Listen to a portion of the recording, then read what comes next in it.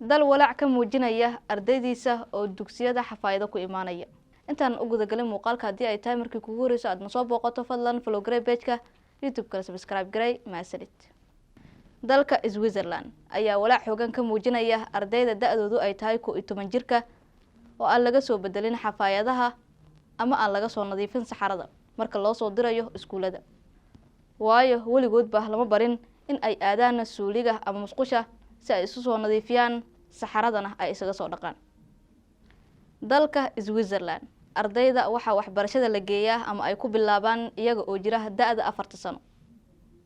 la yaabsama lahan in qaarkood ay xiran yihiin ama badankoodba ay xiran yihiin xafaayado. laakiin dhibka ma ahan iyaga oo kaliya. waxaa dhawaan la soo wariyay in caruurta 10 jirka ah ay iskuulada yimaadaan iyaga oo xafaayad ay ugu jirto.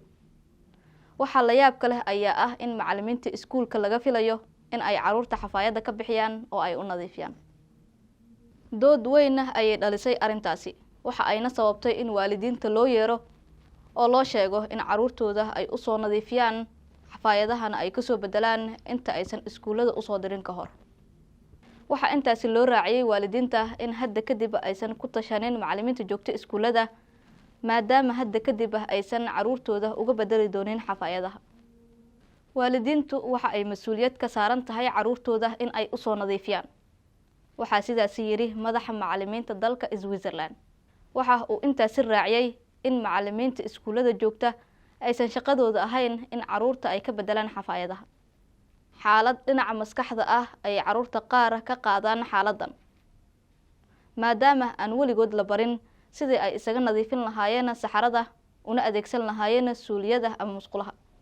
waxa ku maadeysta ilmaha kale waxayna qaadaan xanuuno nafsi ah oo dhaawacaya maskaxdooda kadib markay ilmaha kale ogaadaan in cunugaasi uusan aqoon sidii uu isaga nadiifin lahaa saxarada.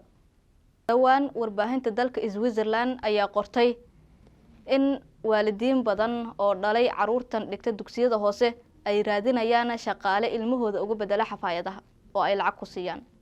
dhinaca kale waxa sar u kac ku yimid qiimaha iyo tirada xafaayadaha ee laga isticmaalo gudaha dalka Switzerland.